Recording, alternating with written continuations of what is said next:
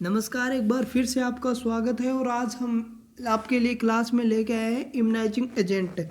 तो हम बात करेंगे आज वैक्सीन की, बात करेंगे इम्यूनाइजेशन प्रोग्राम की, कब लॉन्च हुआ था, कब यूपीआई आया था, कब ईपीआई आया था, सारे प्रोग्राम की हम बात करेंगे।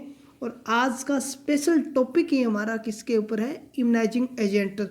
तो क्या होते हैं इम्यूनाइजिंग एजेंट, कैसे काम करते हैं, कैसे तैयार किए जाते हैं, तो चलिए सब कुछ आज क्लास में डिस्कशन करने वाले हैं। तो इम्यूनाइजेशन, पहले इम्यूनाइजिंग एजेंट की बात करते हैं। तो क्या चीज़ होती है, देखो मतलब कहने का मतलब क्या है कि वैक्सीन, देखो वैक्सीन इम्यूनोग्लोबिन था एंटीसीरा को इम्यूनाइजिंग एजेंट कहते हैं। यानी इम्यूनाइजिंग एजेंट में क्या क्या चीज़ें आती हैं, तो पहले आपसे सिर्फ यही पूछ लेगा कि निम्न में से इम्यूनाइजिंग एजेंट में कौन कौन सी चीज़ें शामिल है। तो वैक्सीन भी शामिल होती है, इम्यूनोग्लोबिन भी शामिल होता है, एंटीसीरा भी शामिल होता है। ये सारी चीज़ें किस में इंक्लूड होती है, इम्यूनाइजिंग एजेंट में शामिल होती है। अब बात करते हैं वैक्सीन की कि वैक्सीन क्या चीज़ होती है। एक क्या होता है, एक इन्फेक्टियस लिक्विड जिसे एडवर्ड जेनर ने पहली बार काउपॉक्स लीजन से उत्पन्न किया था। यानी वैक्सीन को सबसे पहले आपसे पूछेंगे फादर ऑफ वैक्सीन, तो फादर ऑफ वैक्सीन कौन था, एडवर्ड जेनर था भाई साहब। कौन था, एडवर्ड जेनर था, जो फिजिशियन, जो एक फिजिशियन थे, ब्रिटिश के फिजिशियन थे। ठीक है, इन्होंने क्या किया, काउपॉक्स लीजन के ऊपर सबसे पहले क्या बनाई थी, वैक्सीन बनाई थी। और ये स्मॉल पॉक्स को रोकने के लिए यूज में ली गई थी। किसमें, स्मॉल पॉक्स, काउपॉक्स लीजन से उत्पन्न की थी और ह्यूमन में स्मॉल पॉक्स के लिए इसे यूज किया गया था। तो सबसे पहले अगर वैक्सीन की बात करूं तो सबसे पहले वैक्सीन कौन सी थी, स्मॉल पॉक्स वैक्सीन थी। एडवर्ड जेनर ने इसे बनाया था।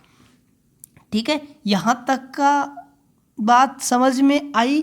तो चलिए ठीक है, आगे चलते हैं। नेक्स्ट क्या है, माइक्रो ऑर्गेनिज्म से उत्पन्न एंटी मोलिक्यूल्स युक्त कोई भी सस्पिशियस जो इन्फेक्शन डिजीज के खिलाफ इम्यूनाइजिंग रिस्पॉन्स को स्टिमुलेट करता है। मतलब अगर एक डेफिनेशन की बात करूं तो क्या होगा, एक बायोलॉजिकल प्रोडक्ट, एक बायोलॉजिकल प्रोडक्ट जो इम्यून रिस्पॉन्स को स्टिमुलेट कर दे। क्या, एक क्या, डेफिनेशन फिर से सुनो कि क्या कह रही है, biological substance, biological logical substance, substance जो क्या कर दे, जो इम्यूनाइजिंग रिस्पॉन्स, यानी क्या कर दे, जो इम्यून रिस्पॉन्स को स्टिमुलेट कर दे, इम्यून रिस्पॉन्स को स्टिमुलेट कर दे, क्या कहलाता है, वैक्सीन कहलाती है। तो आपकी वैक्सीन की डेफिनेशन आपके सामने है कि एक बायोलॉजिकल सब्सटेंस या बायोलॉजिकल प्रोडक्ट जो इम्यून सिस्टम को या इम्यून रिस्पॉन्स को क्या कर दे, एक्टिव कर दे, तो वो क्या कहलाता है, वो वैक्सीन कहलाती है। अब देखिए अब वैक्सीन को हमने दो पार्ट में डिवाइड किया है। वैक्सीन को हमने, वैसे तो वैक्सीन 3 टाइप की होती है, लेकिन वैक्सीन को लाइव वैक्सीन और किल्ड वैक्सीन। तो सबसे पहले हम लाइव वैक्सीन देखते हैं कि लाइव वैक्सीन क्या होती है। देखो, जैसा नाम वैसा काम आपको लाइव वैक्सीन में दिखाई दे रहा है। लाइव मतलब जिंदा। तो अगर एक छोटी सी सीधी सी डेफिनेशन बताऊं तो लाइव वैक्सीन वो वैक्सीन होगी जिसमें वायरस या बैक्टीरिया लाइव कंडीशन में हो और उनकी पैथोजेनेसिटी क्या हो गई हो, पैथोजेनेसिटी खत्म कर दी गई हो, है ना। कि लाइव वैक्सीन में वो वैक्सीन आएगी जिसमें वायरस बैक्टीरिया तो जिंदा है लेकिन उनकी पैथोजेनेसिटी यानी बीमार करने की क्षमता वो हमने ख़त्म कर दी है। तो ऐसी वैक्सीन को क्या कहेंगे, लाइव वैक्सीन कहेंगे।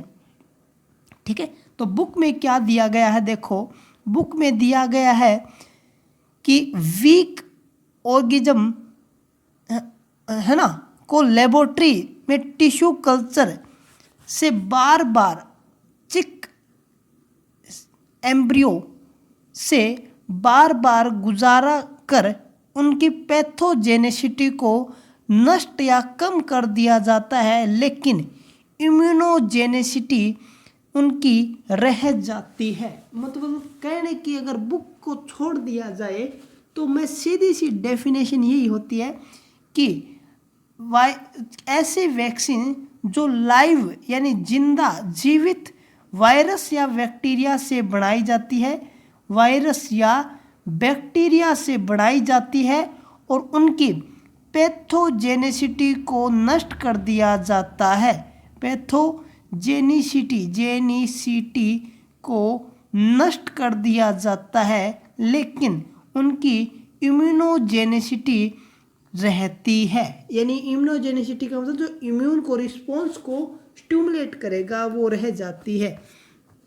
तो ऐसी वैक्सीन को हमें किन को नहीं देना चाहिए, तो देखना लाइव वैक्सीन किस में कॉन्ट्रा इंडिकेट होती है, यानी लाइव वैक्सीन किसे नहीं दे सकते।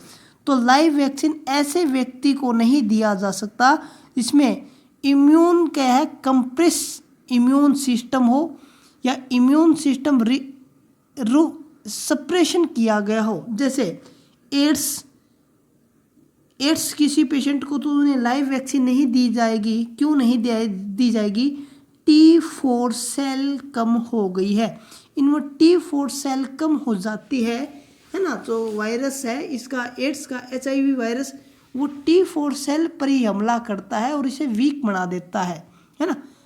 किसी को यदि कैंसर है, मेलिजेंसी है तो भी उन्हें नहीं देंगे।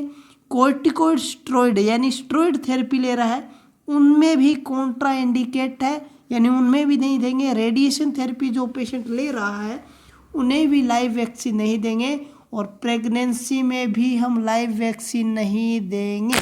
ठीक है, तो लाइव वैक्सीन की कुछ एग्जाम्पल देखिए।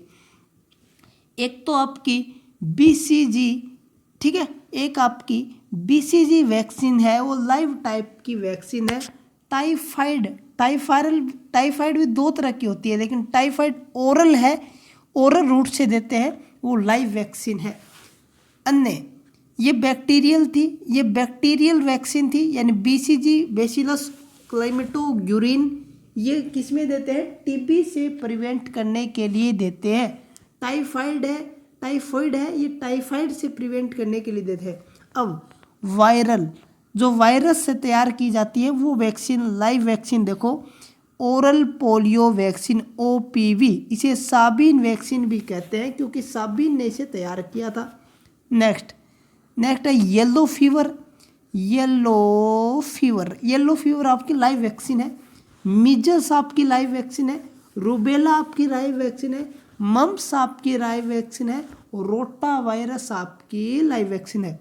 अब देखिए किल्ड वैक्सीन देखिए, किल्ड वैक्सीन को कौन सी वैक्सीन होती है, तो किल्ड वैक्सीन की कि ऐसे वैक्सीन जो किसे डेड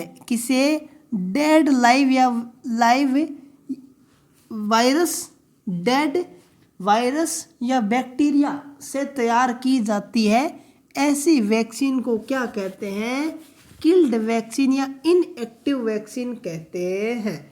ठीक है, अब देखो इनमें क्या होता है कि आपको लाइव वैक्सीन है, देखो किसी को वैक्सीन लगाते हैं ना, तो वैक्सीन लगाते हैं तो आपने लाइव वैक्सीन ली है तो उसमें आपको एक ही डोज काफ़ी हो जाती है। ठीक है, एक ही, क्योंकि ज़्यादा दिनों तक काम करती है, ज़्यादा दिनों तक आपको प्रोटेक्शन प्रदान करती है। जबकि किल्ड वैक्सीन होती है ये थोड़ी कमज़ोर होती है, तो इसकी आपको 2 डोज लेने की ज़रूरत होती है। जैसे आपने कोविड के अंदर 2 डोज ली थी है ना, एक महीने के अंदर से, तो इसका मतलब आपने किल्ड वैक्सीन लगवाई थी है ना। कोविशील्ड, कोवैक्सीन, ये क्या थी, ये किल्ड वैक्सीन के एग्जाम्पल थे। ठीक है, अब किल्ड वैक्सीन के एग्जाम्पल देखते हैं। किल्ड वैक्सीन कौन कौन सी होती है, बैक्टीरियल की बात करूँ तो टाइफाइड और कोलेरा, ये किल्ड वैक्सीन है। प्लेग, पर्टूसिस, ये चारों वैक्सीन किल्ड वैक्सीन की कैटेगरी में आती है। वायरल कौन कौन सी होती है? रेबीज वैक्सीन है ना, ये कौन सी है? किल्ड है। आईपीवी, इनएक्टिव पोलियो वैक्सीन, ये कौन सी है? ये किल्ड वैक्सीन है। हेपेटाइटिस बी किल्ड वैक्सीन है। अब नेक्स्ट दो कैटेगरी आती है वैक्सीन की, तीसरी वो है कौन सी? टॉक्सोइड। टॉक्सोइड कौन सी होती है? टॉक्सोइड वैक्सीन वो वैक्सीन होती है जो किससे तैयार की जाती है? जो जहर से तैयार की जाती है। मतलब ऐसे नहीं घर में उठा के ऐसे जहर से तैयार नहीं करते। मतलब एक तो आपका डिप्थीरिया, सुनो, एक आपका डिप्थीरिया और एक आपका टिटनस बैक्टीरिया, ये क्या करते हैं? ये किसी की बॉडी में घुसने के बाद, उनको बीमार करने के बाद धीरे धीरे धीरे धीरे किसका उत्पादन करते जाते हैं? जहर का उत्पादन करते जाते हैं, जिसे एक्सोटोक्सिन कहते हैं ना, वो एक्सोटोक्सिन बनाते जाते हैं। और इस एक्सोटोक्सिन को हम बाहर निकाल कर लैब में क्या कर देते हैं? वैक्सीन तैयार कर लेते हैं। और ये क्या, किसी हेल्दी पर्सन में देने पर ये इम्यूनाइजेशन की तरह काम करता है। इसे क्या कहते हैं? टॉक्सोइड कहते हैं। तो टॉक्सोइड वैक्सीन प्रेगनेंसी में सेफ मानी जाती है। अब एक और थोड़ी सी आपको डिटेल बता देता हूँ।